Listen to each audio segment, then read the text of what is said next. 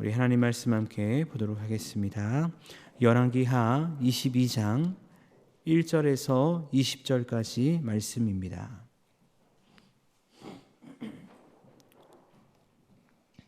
열왕기하 22장 1절에서 20절까지 말씀 우리 한 목소리로 함께 봉독하겠습니다.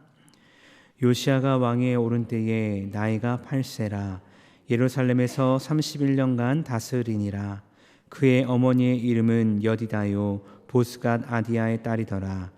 요시야가 여호와 보시기에 정직히 행하여 그의 조상 다윗의 모든 길로 행하고 좌우로 치우치지 아니하였더라.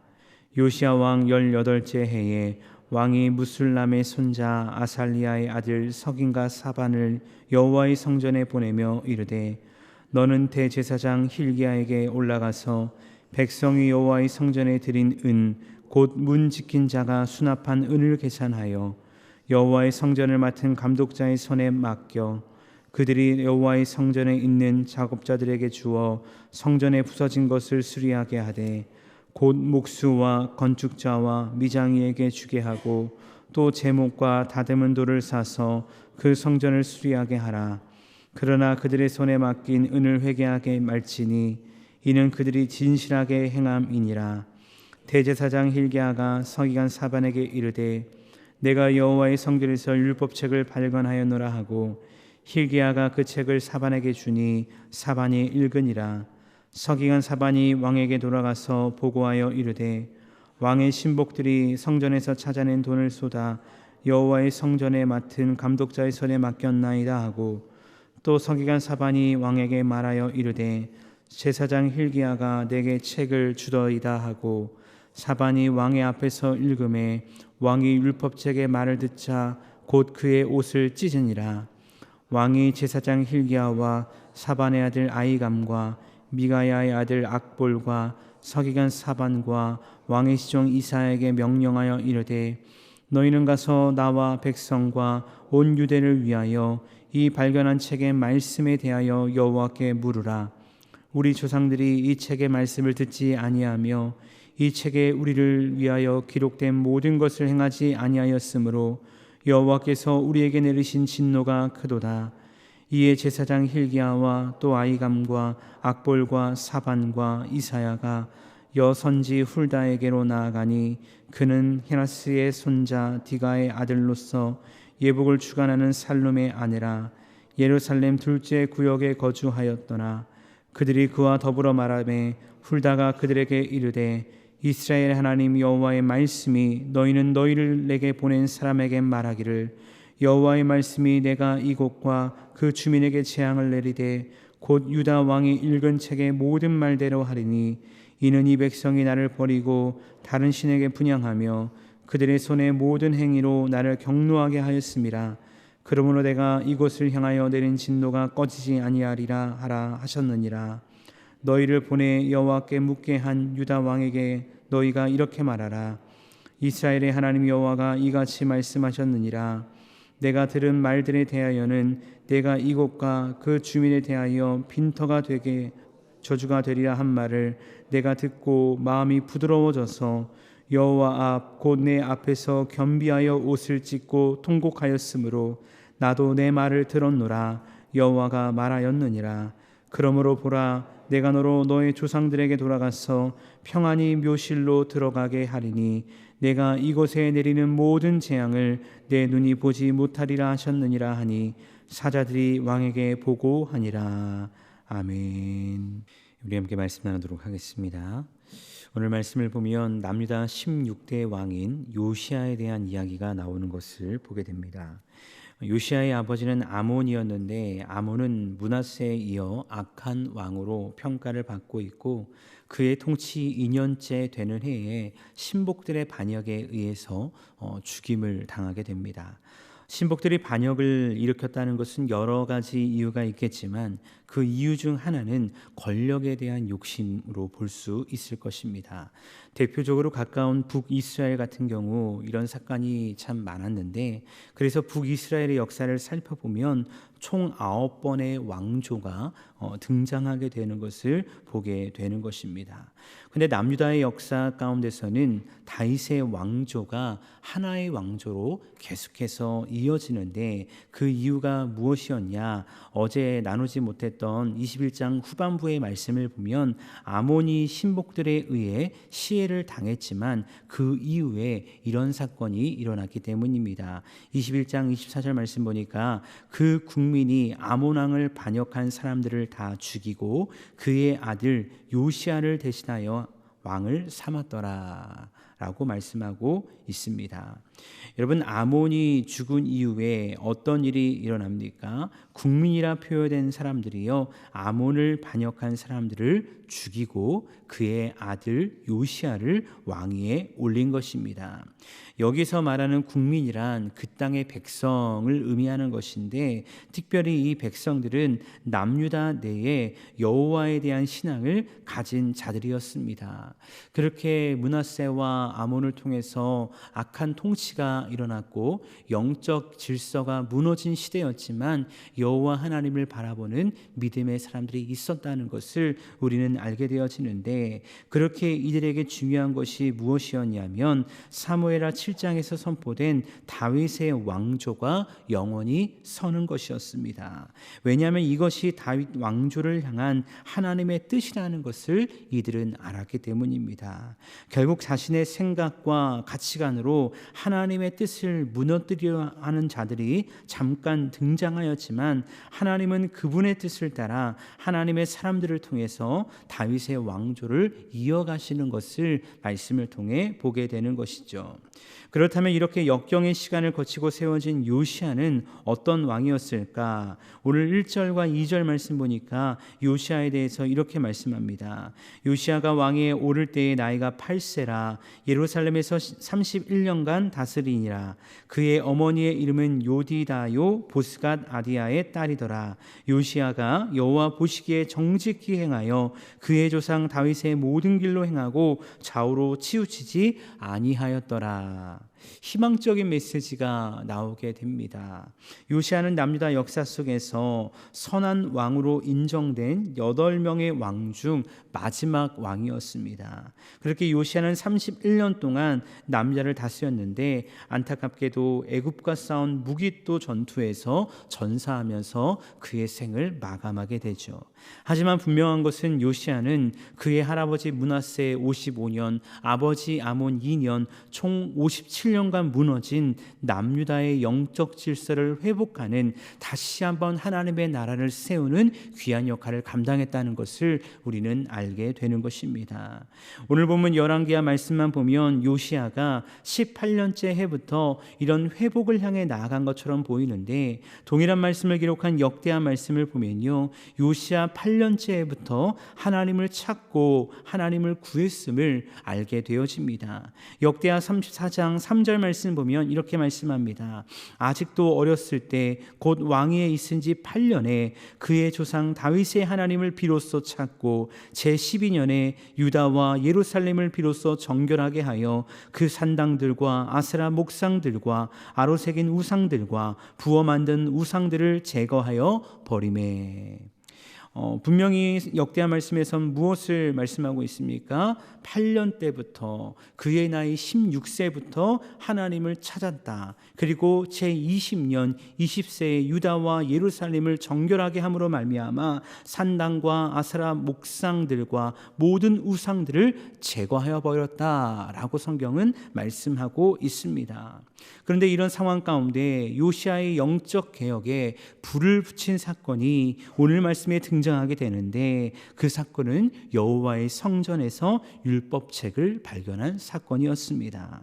오늘 보면 3절 말씀을 보니까 요시야 왕 18년 때에 요시야는 서기관 사반을 통해서 대제사장 hil기야에게 하나를 지시하는데, 그것은 무엇이었냐면 성전 수리였습니다. 앞서 역대하 말씀을 통해 보았듯 제12년에 예루살렘을 정결케 한 요시야는 이 일의 일환으로 18년에 성전 수리를 명령한 것으로 보입니다. 저는 오늘 말씀에 나온 성전 수리의 과정을 통해서 말씀을 보면서 발견하게 되는 것이 있는데, 그것은 무엇이냐면 요시야가 남유다를 다스리면서 얼마나 정직하고 얼마나 질서 있게 이 남유다를 다스렸는가라는 것을 보게 됩니다. 왜냐하면 4절 말씀 가운데 먼저 이런 말씀이 등장하거든요. 백성이 여호와의 성전에 드린 은 곧 문 지키는 자가 수납한 은을 계산하여 라고 말씀하고 있거든요. 이를 통해 우리는 무엇을 깨닫게 됩니까? 남유다 백성들이 성전 회복을 위해 자신들의 물질을 바쳤다는 것이고요. 성전 문지기 중 대표격되는 사람이 그 물질을 관리하였다는 것입니다. 결국 그렇게 모은 물질을 성전 수리 감독자에게 주고, 감독자는 목수와 건축자와 미장이를 통해서 성전을 수리하게 되는데, 오늘 보면 7절 말씀 가운데 이렇게 말씀하고 있거든요. 그러나 그들의 손에 맡긴 은을 회개하게 하지 말지니 이는 그들이 진실하게 행함이니라. 여러분, 무엇을 말씀하고 있습니까? 그들에게 은을 줍니다. 그동안 모았던 수많은 물질을 맡기면서 성전 수리해라 라는 명령이 떨어지는 것입니다. 그런데 회개하지 말라, 감사하지 말라, 감시하지 말라 라고 이야기하는 거예요. 왜 그렇게 얘기합니까? 그들이 진실한 사람이기 때문이다. 하나님 앞에서나 사람 앞에서나 진실한 사람이기 때문에 그들을 감시하지 말라라고 말씀하고 있는 것입니다.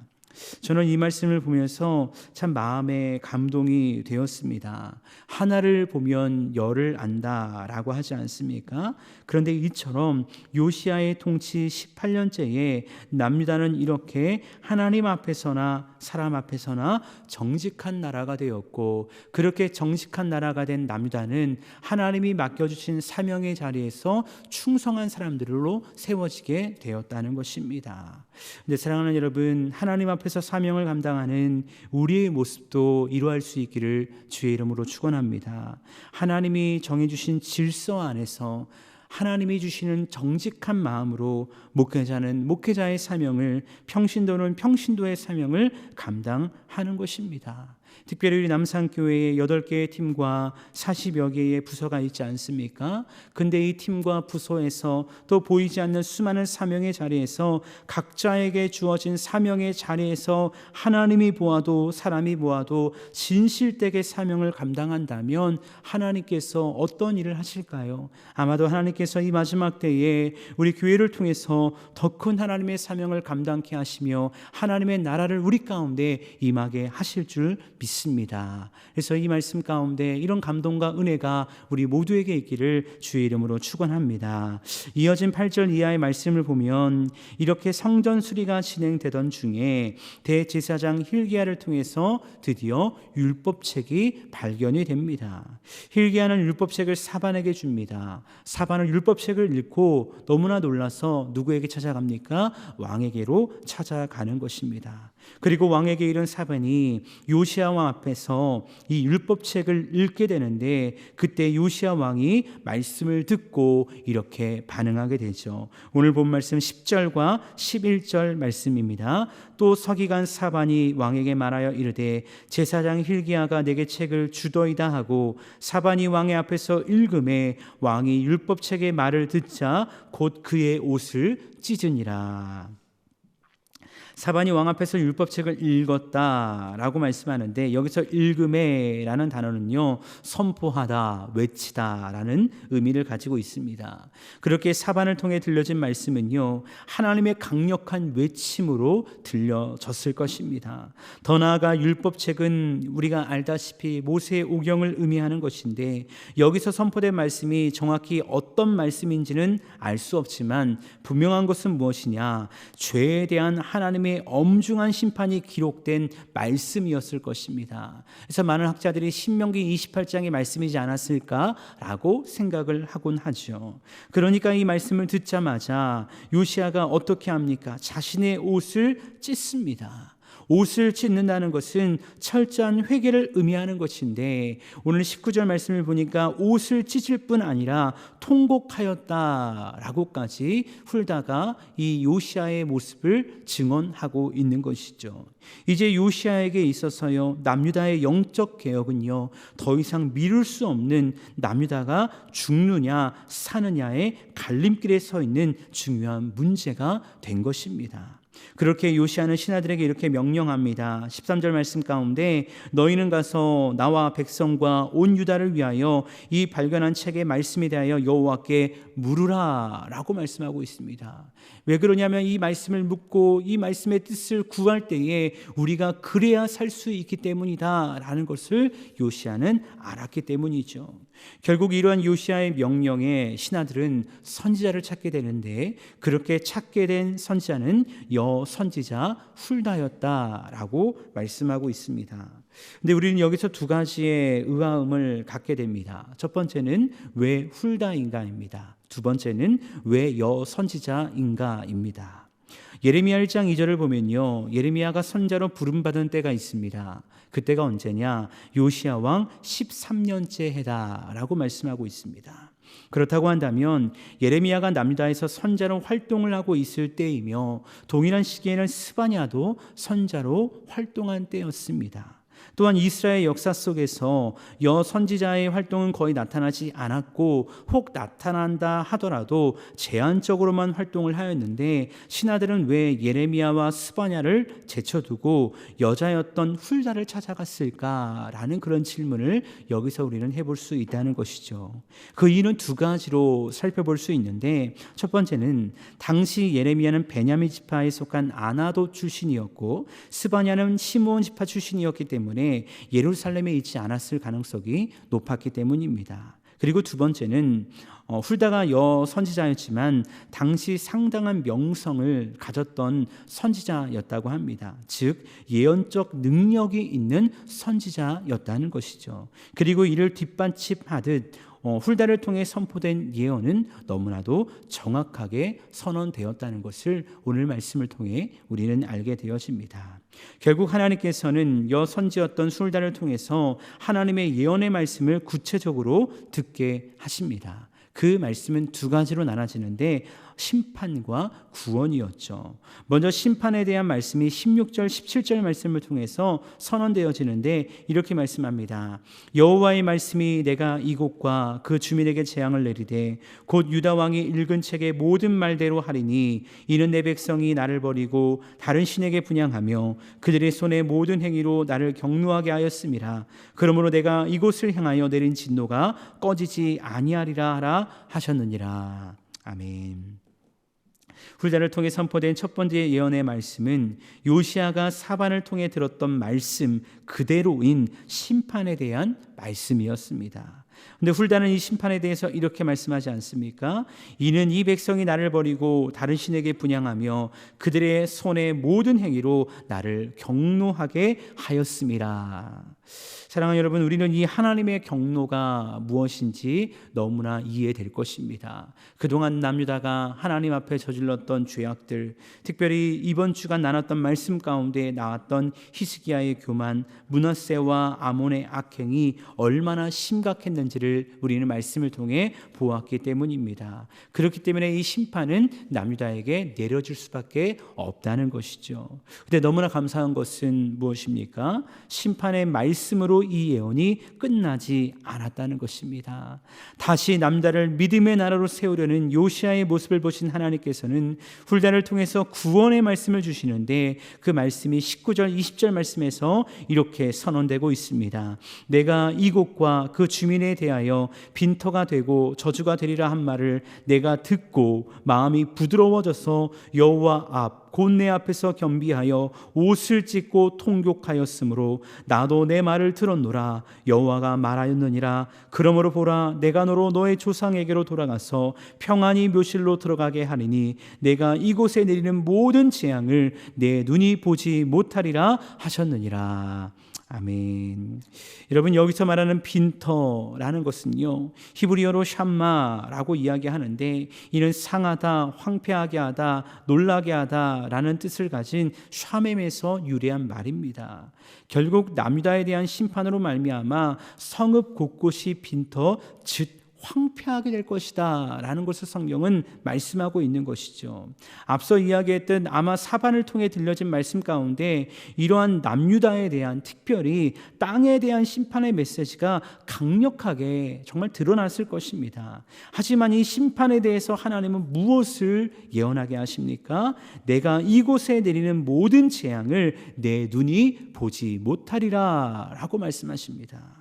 무엇입니까, 여러분? 이번 주간 말씀을 통해 묵상했듯 히스기야와 므낫세에게 저주의 메시지가 임했지만 그들이 회개하고 돌이킬 때 하나님은 그 심판을 유보하지 않으셨습니까? 근데 요시야의 회개로 말미암아 하나님은 또다시 이 심판을 유보하시겠다라는 것을 말씀하고 있는 것입니다. 하나님께서는 이 심판을 유보하신 이유에 대해서 이렇게 말씀하십니다. 요시야 내가 하나님의 말씀을 듣고 마음이 부드러워져서 여호와 앞 곧 내 앞에서 겸비하여 옷을 찢고 통곡하였기 때문이다 라고 말씀하고 있는 것입니다. 부드러운 마음으로 여호와 앞에 통곡하고 눈물로 기도하며 나아갔던 그 요시야의 기도를 통해서 하나님은 다시 한번 남유다에게 희망과 회복의 기회를 허락하셨다는 것을 말씀을 통해 알게 되어진다는 것입니다.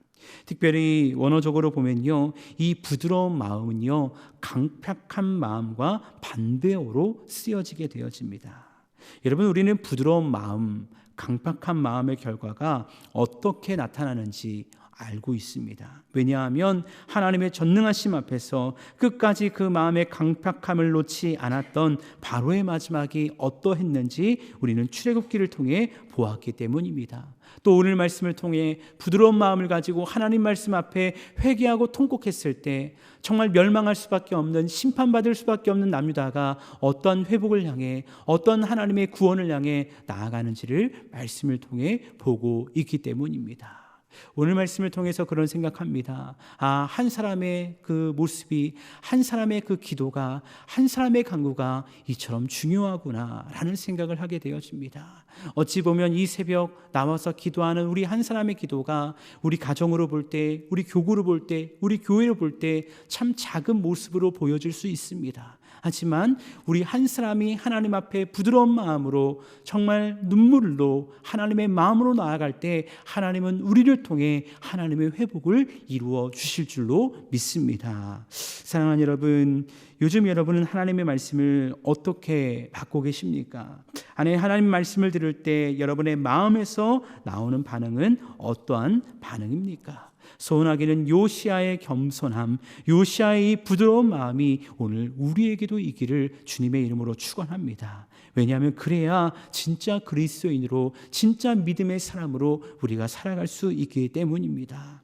오늘날 수많은 예배와 수많은 교회가 있지만 교회가 세상에게 지탄받는 이유가 무엇일까요? 그리스도인이 말씀에 대한 부드러움, 말씀을 통한 애통함을 잃어버렸기 때문이 아닐까요?